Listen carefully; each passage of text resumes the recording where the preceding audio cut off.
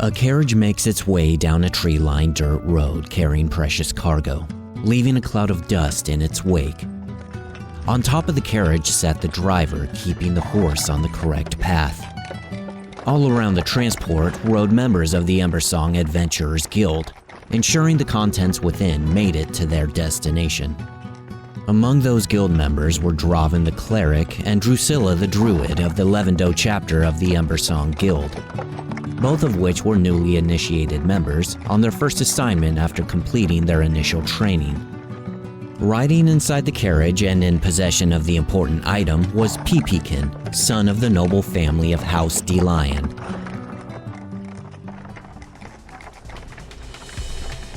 Suddenly, the transport is surrounded by soldiers from Kalandor.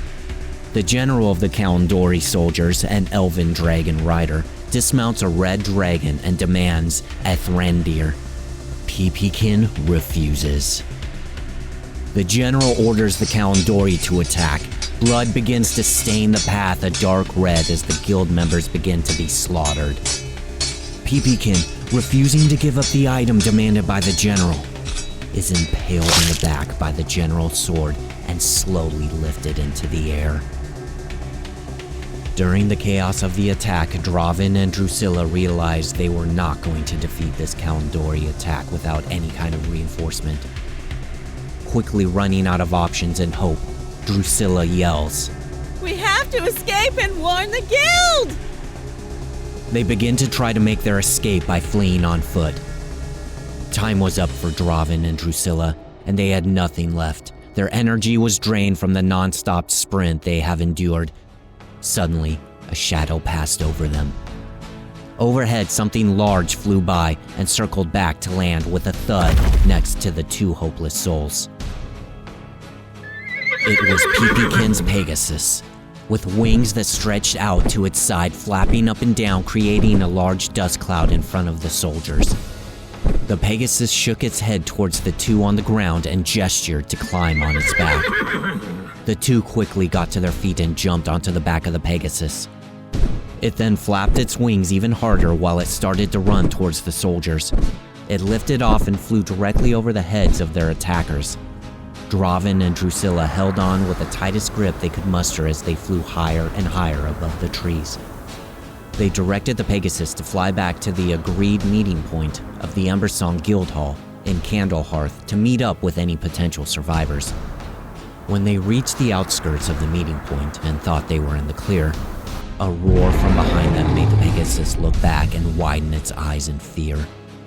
It began to flap harder and harder to soar as fast as it could. Ascending from a patch of trees, a large white creature emerged. With long scaled wings and a tail, its mouth open with sharp teeth glistening in the light, the white dragon began to chase the Pegasus. The Pegasus made a steep drop out of the sky directly towards an opening in the roof of a large guild hall.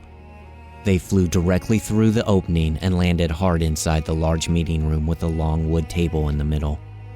They tumbled onto the ground and skid towards the wall of the room that had a large stone fireplace, a fire illuminating the room.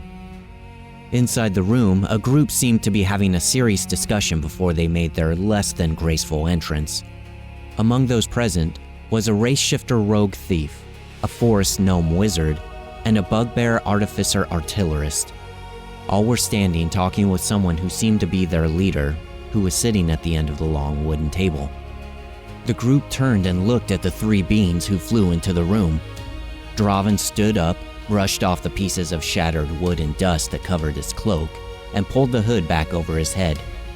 Drusilla shapeshifted mid-air during the fall into the room and transformed into a saber-toothed tiger, allowing her to land gracefully onto the stone floor, after which she let out a loud roar, roar, roar.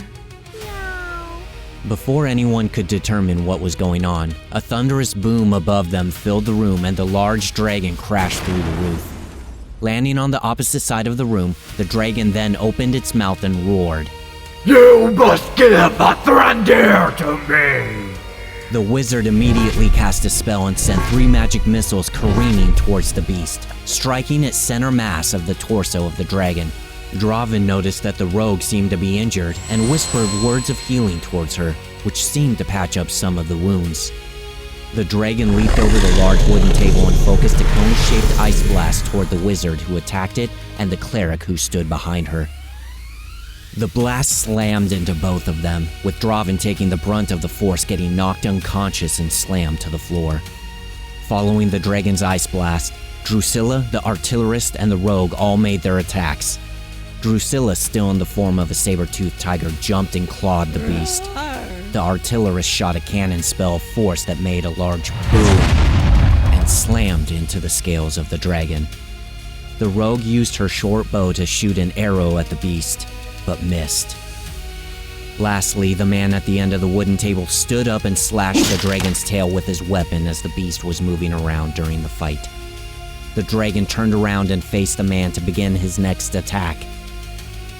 But before the dragon could do anything else, a bright golden light emanated from the man and filled the entire room, making everyone cover their eyes. The light slowly extinguished, and in the area where the man previously stood, now was a shining gold dragon.